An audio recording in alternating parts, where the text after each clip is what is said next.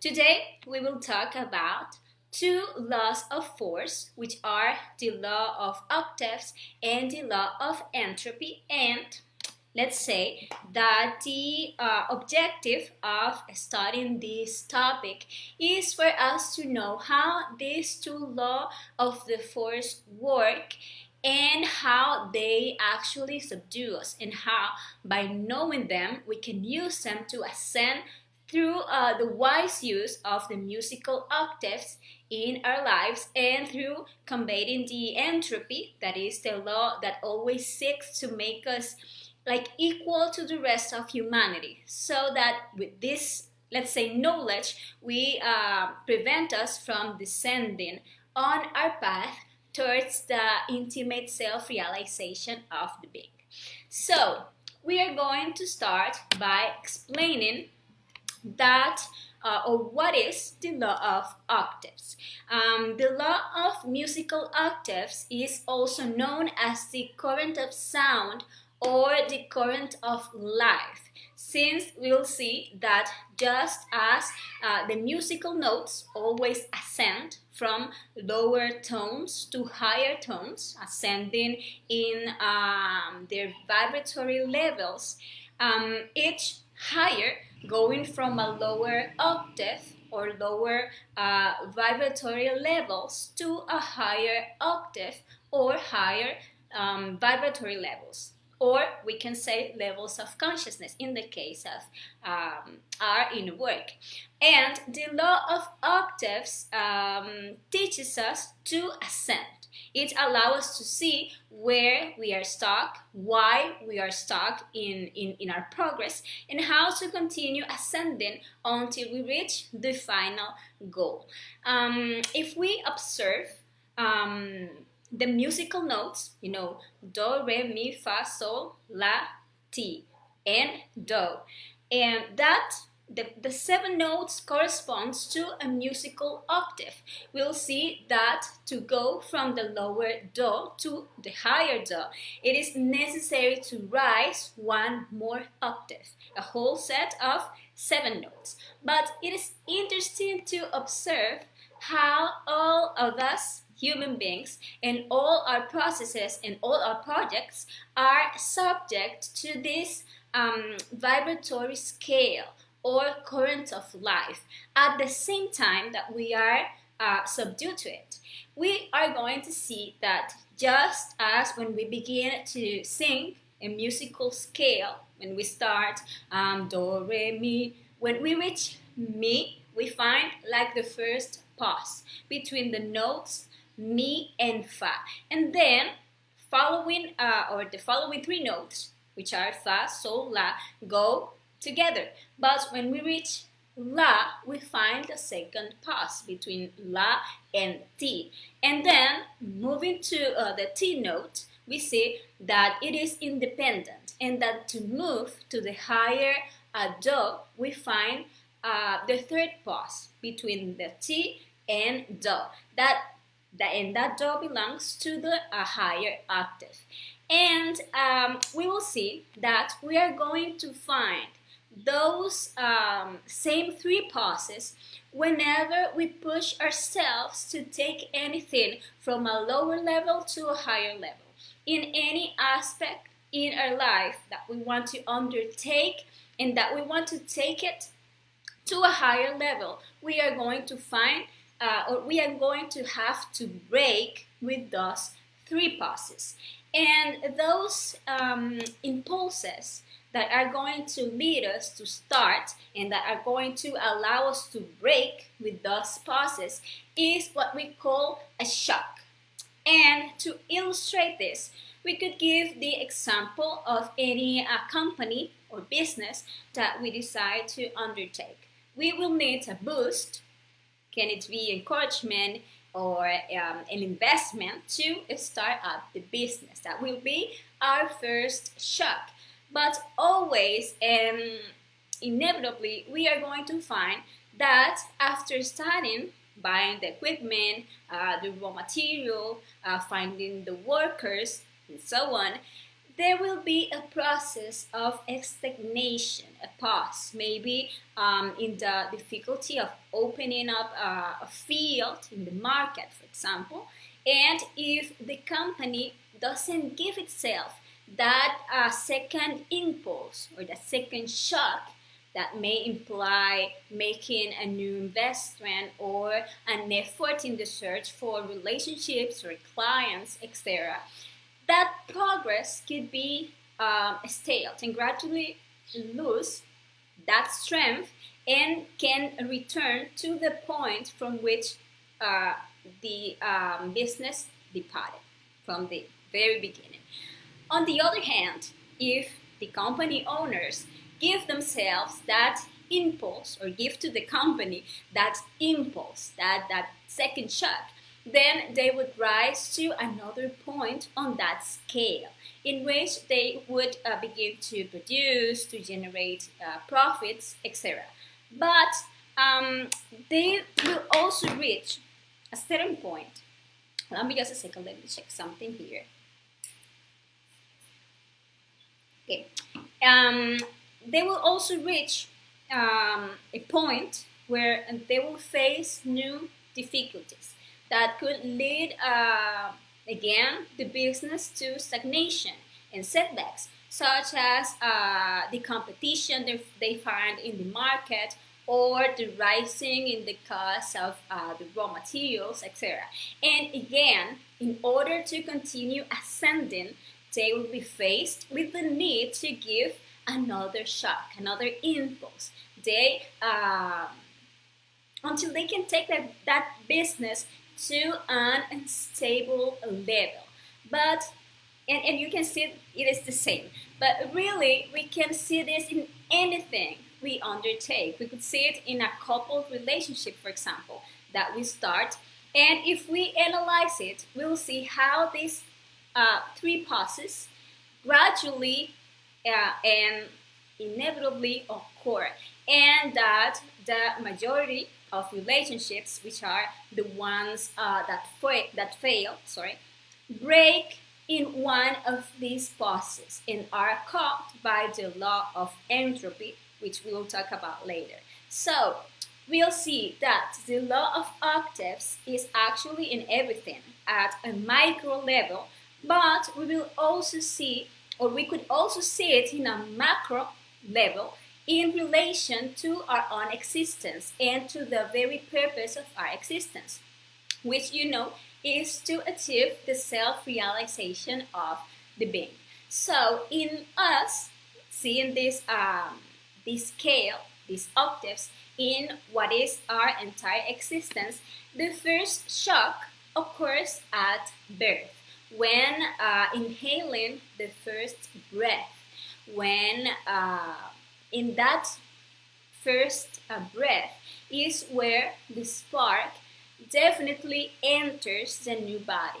Although it has been connected to the body during the 9 months of pregnancy, the very entrance, of course, when the child inhale that first breath of life. With that shock, we are entitled to the first 3 musical notes, do, re, and mi. These are equivalent to the physical body, which is the note do, the vital body, which is the note re, and the soul principle that we all have, where 97% of our essence is trapped in our ego, the myself. And this accompanied by a personality with which we develop in the physical birth. And with these 3 notes, we actually grow, we reproduce, we achieve material or personal success, we grow old, and then we die, but without any real objective. And each existence actually could represent an opportunity to continue ascending the ladder, or to, on the contrary, return to the starting point. And actually, this one is the most common, that we spend a lifetime without even finding a purpose for our existence. And that by law of entropy, we all end up like being matched in the cemetery, having to return again to a new existence, and that again and again in different physical bodies until we exhaust the 108 existences or opportunities with a human physical body that we have for each cycle of manifestation. The vast majority of humanity never managed to transcend that first pause. They actually remain engrossed in the meaningless search for pleasure and search for success, and in trying, to flee from pain and to flee from adversity. And this kind of people are the so-called men of the third day. They are fascinated and mesmerized with life without even knowing the reason of their existence. To transcend that first pause, we need to receive that which will give us that second shock, that impulse to break that pause and continue moving up in that ladder. We have the possibility of giving ourselves that second shock when we receive the objective knowledge. There we will discover that our existence has a much greater purpose than what we had seen until now. And once we receive the knowledge of the three factors for consciousness revolution, that are the psychological death, the self-observation of our psychological defects, where our soul is actually trapped, and that soul, that essence is the raw material to start creating the existential bodies of the being, and the judgment of each of these defects, and petition for death to the Divine Mother. That is the psychological death. We've been teaching the ongoing death and the reflective meditation. But also the next factor, which is a spiritual birth, which is the wise use of our sexual creative energy to merge those essences that we released with the psychological death. We are going to merge them in our spine for the process of internal creation to occur, and that with the practice of the supersex. And the third factor, which is the sacrifice for humanity, will help us to awaken conscious love in each of those essences so that they serve the purpose of the being. And once we receive this knowledge, and actually there are really few who, among so many theories and so many schools of pseudo-esoteric type, actually manage to find the pure knowledge.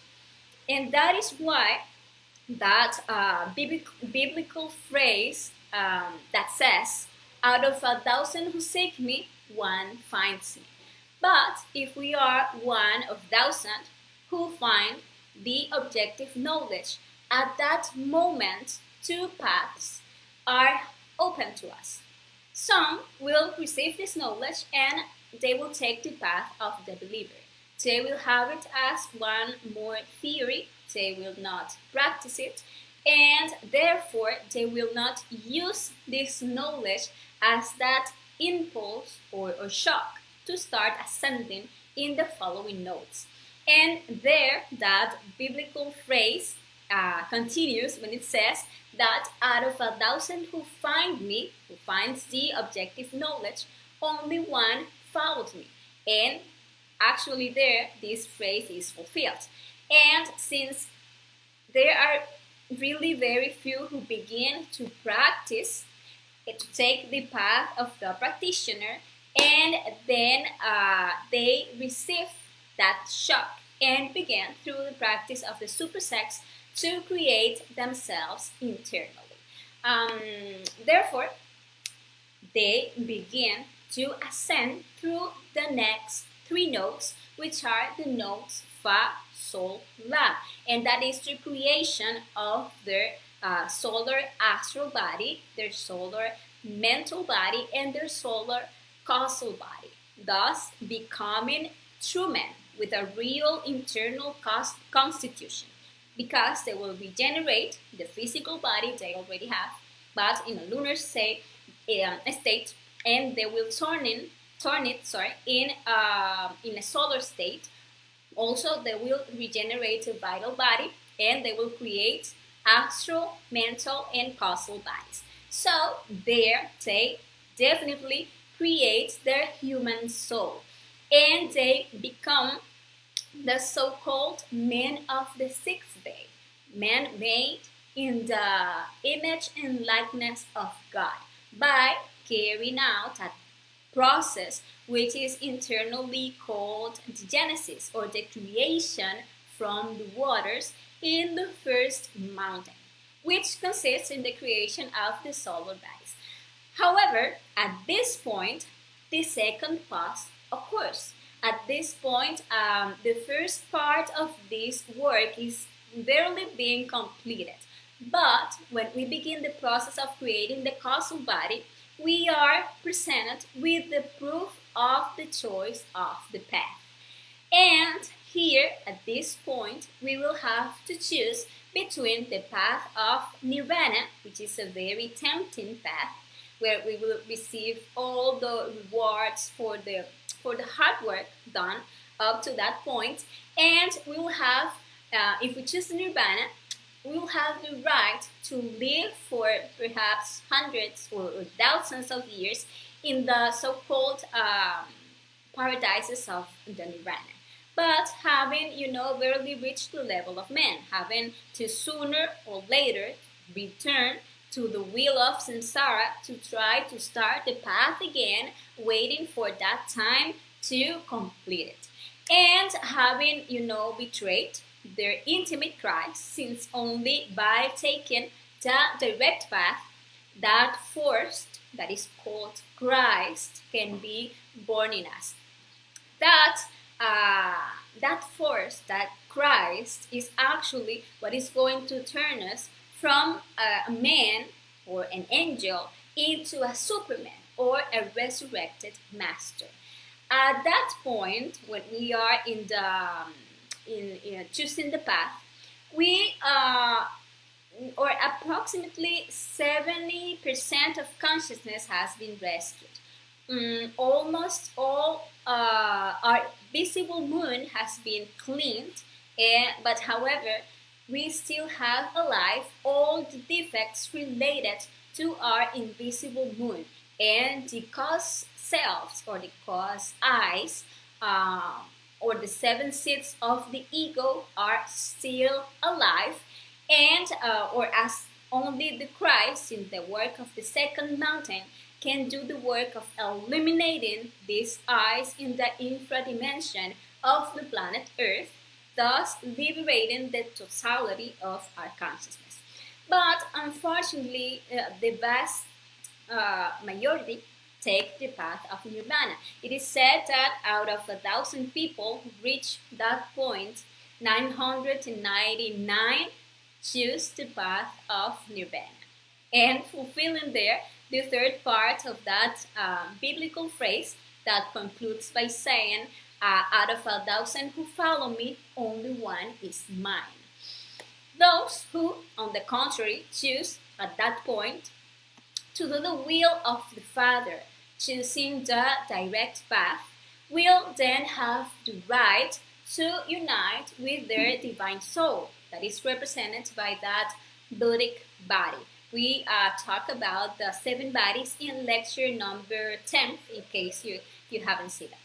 And there is going to happen what is known as the perfect marriage.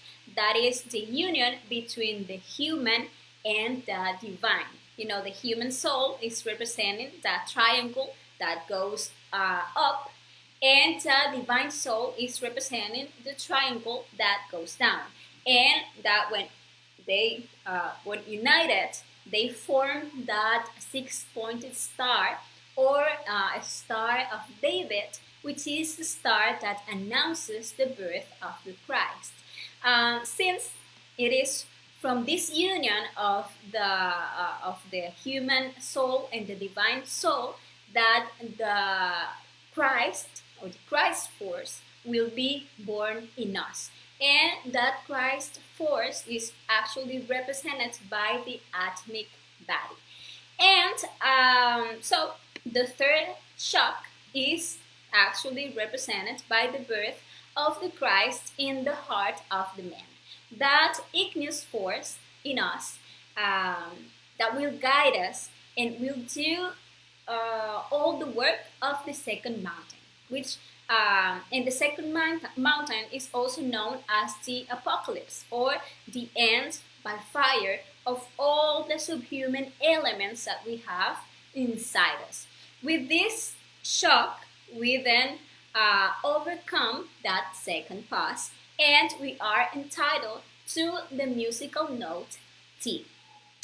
The musical note T is the work of the second mountain. There, those bodies or solar vehicles will be transformed into vehicles of pure gold, so that this Christic force can actually incarnate in men. And it is in the second mountain where all the entire process of the descent of the Christ to hell or to the infra dimensions of planet Earth will take place to completely eliminate even the last shadow of our ego, to eliminate even the seeds of the ego that are the seven cause eyes. Actually, apocalypse means end by fire, and it refers to that moment in which our Christ, who, as we spoke in lecture number 28, where we were talking about what Christ is, it represents the fire in us, and that Christ will do that total work of psychological death. The process of elimination of the cause eyes will comprise the third and the last path that we will find on our path towards self-realization. And to overcome that third path and to conquer that higher dough, a fourth shock will need to be given, which will occur at the moment in which the process of elimination of the cause eye is completed, which is dying in oneself, and then the resurrection as a new man without a trace of ego. And with this, culminating the work of the second mountain and beginning the work of the third mountain, which is the mountain of the sacrifice for humanity, in which the master will have to find a disciple to leave him in charge of world teaching, since there must always be a master in charge of teaching knowledge on the planet. And also another work that this master must do in the third mountain is to turn those bodies of gold into bodies of light. To that second birth can take place when it is born now in the spiritual world. There he unites with his being and becomes an absolute man. And when the person manages to advance from this lower dough to this higher dough, it is said that he has been born for the second time. The second birth would be to become resurrected. And actually, this alternative is open to all human beings, but it is absolutely necessary to know how to do the work and how to apply the three factors for consciousness revolution, and they need to know about, how to climb in the first mountain, which is the mountain of the creation of the bodies, the mountain of birth, which is the recovery of the waters, which is the Genesis, Then the process of the second mountain, which is the mountain of the death, the elimination of all the psychological defects, the apocalypse, and the third mountain, which is the mountain of the sacrifice for humanity, where needs to find to find a disciple. Then we saw how this law of octaves is what is going to lead us to achieve that macro purpose of our existence, which is to achieve the self-realization of our being. However, we must learn to observe how this law of octaves is actually being processed in our daily living. Since the different trials that we face daily and that are the ones that give us, the daily progress in our inner work, we are also going to find those three pauses that we have to transcend. We, let's say, intend to do this work and we begin to create continuity of purposes in relation to a practice. For example, we decide to dedicate a daily amount of time to the study of oneself through reflective meditation. Let's say we take 1 hour during the night, but we are going to see how resistance is going to appear immediately due to the law of entropy, in which all our psychological defects put us, so that we don't advance in this way. And we will see how situations are going to present us bad will, confusion, doubt, and we will have to give ourselves those conscious shocks to gain impulse and overcome those pauses until we achieve a stability in that practice. When we actually manage to overcome all the pauses, the three pauses, we will have a great strength to carry out that practice every day and have a center of gravity around that practice. And now that we saw what the law of octaves is, let's see what is the law of entropy. The law of entropy is also called the equalization law. Everything in this physical world is actually subject to this law. We see, for example, that if we put a pot full of hot water next to another full of cold water, we see how the entropy precipitates. There is like an exchange of heat and cold, and finally both remain the same temperature. And we see if we put a rotten fruit among a group of fresh fruits, by entropy, in a short time, all the fresh fruits end up rotting, matching, the damaged one. That is what this law does. It always tends to match us to the lowest, take us to the lowest vibratory level possible. But we must know that actually this law fulfills a very important function, and that is that we have the necessary resistance to develop force. We see, for example, that a person who wants to develop physical strength needs elements or weights that represents that resistance that will lead him to develop those muscles, that strength that he requires. Well, actually, that is the purpose of this law.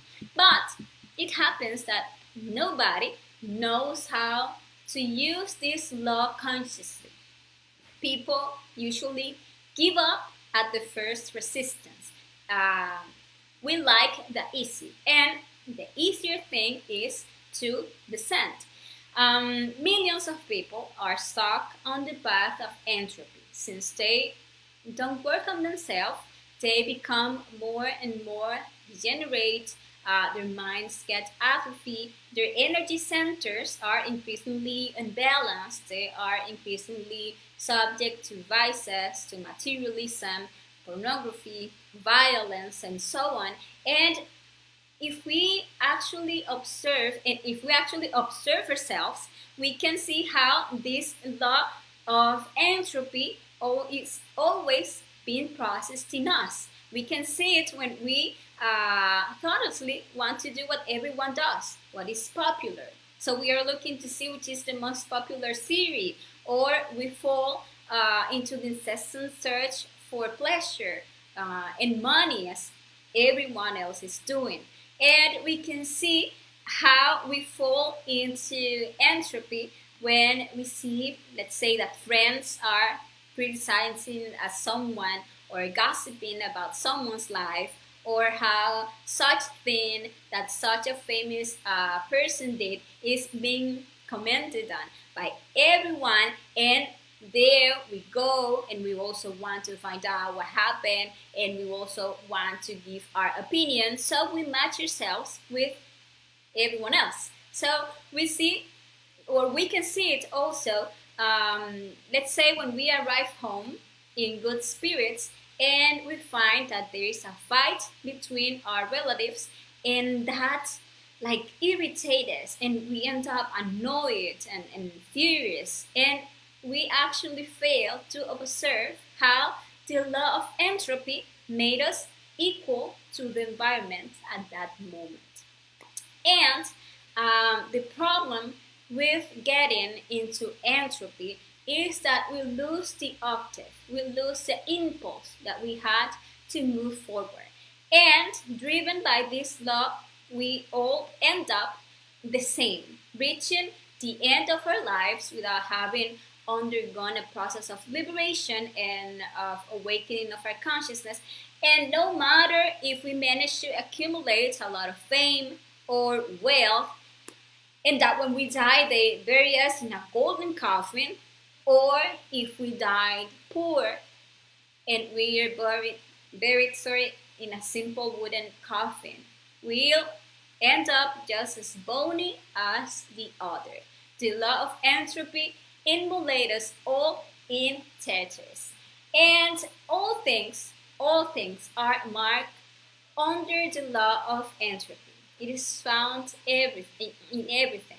We see the seas turned into garbage dumps, the polluted rivers, the dying fish, the atmosphere, how it is polluted by smog, the adulterated fruits of the earth, and that is the law of entropy. Everything is like going down, and all humanity is actually going down that same path. So now, how are we going to avoid falling into entropy? How are we going to overcome this resistance and to advance our level of inner work in higher octaves? Well, actually, only through transformation it is possible to overcome entropy. And we achieve transformation when we are willing to sacrifice ourselves. To sacrifice our egoic desires that are the ones that always put us in entropy. When we are able to observe what is the acting defect that wants to lead me to lose strength, to make mistakes, be it laziness, be it greed, lust, anger, envy, whatever. And when we eliminate it, and how we saw in the previous lecture where we were talking about the radical change, there we decide to never feed it anymore, to be radical. If we get there, if we sacrifice desire, if we refuse to feed the ego, then the result is transformation. The result is freedom. Our strength is currently trapped in all our desires. And when we deny ourselves to our constant desires, when we sacrifice the desire to do what the ego wants, or the desire of not doing the things of the consciousness, then we recover the strength to continue advancing in this path. And what results from sacrifice? Well, the results of sacrificing our defects will always be the development in us of the virtue that is contrary to the defect. If one sacrifices anger, the precious gem of gentleness then appears. If one sacrifices the desire for money, the altruism will be born in us. If envy is sacrificed, then that philanthropic energy will manifest in us. Also, will manifest the desire to work for one's neighbor and the joy for the good of others. So we can see that there cannot be transformation without sacrifice. And likewise, for the man who sacrifices his sexual impulses, the result of that energy is the creation of the existential bodies of the being. If the eyes are sacrificed, if they are all destroyed, then actually we are going to be able, with that energy that is released, to rise in us that profound inner man. So one escapes from the entropy. But it happens that people don't really want to sacrifice. We don't really even understand what sacrifice is. One believes that sacrifice is feeling pain, but actually the first thing that we need to start by sacrificing is our suffering. And one discovers that of all the things to which we are most attached to, what hurts the most to let go is to let go our sufferings. People are willing to sacrifice their pleasures, even their vices and their money. They will sacrifice everything, but not their sufferings and pains, because we love them so much. And suffering is actually that strong resistance that always leads us to lose any strength we have, with which we propose to advance in any aspect. It is just observing ourselves when we are in a state of melancholy, sadness, depression, anguish, resentment, or anger, and we see how we gloat in that state, how we search our minds for more justifications and excuses to continue feeding those feelings. And those feelings actually are the ones that lower us to the lowest vibratory levels and that make us lose all courage and all strength to awaken our consciousness. So, if we start by sacrificing our feelings, by sacrificing our suffering, we can take a big step to overcome the law of entropy. For this, we must not admit suffering. We must never think about suffering.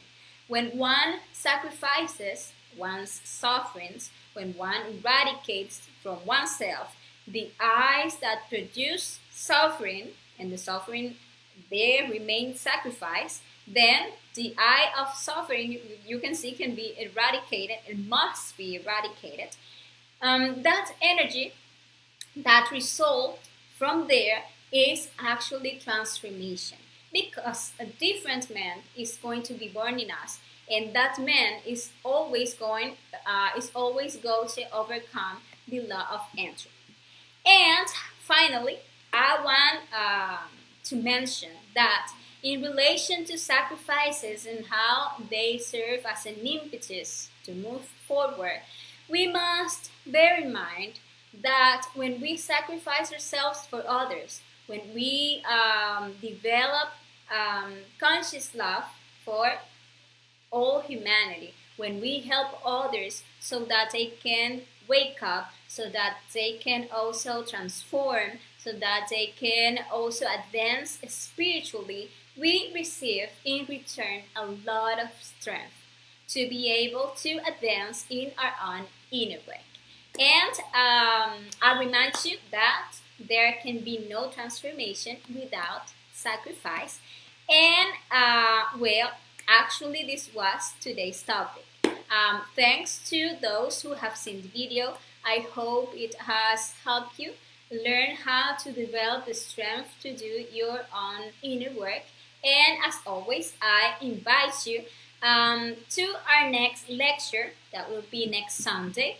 And that lecture is a complement to this one, since in this lecture we saw how to develop strength for the inner work, and in the next one, that is entitled The Permanent Center of Gravity, we will see how to achieve continuity of purposes so that we can dedicate the entirety of our existence to the inner work by achieving a permanent center of gravity around our consciousness. So, not being more, have a happy rest of the day and see you next time. Ciao, ciao.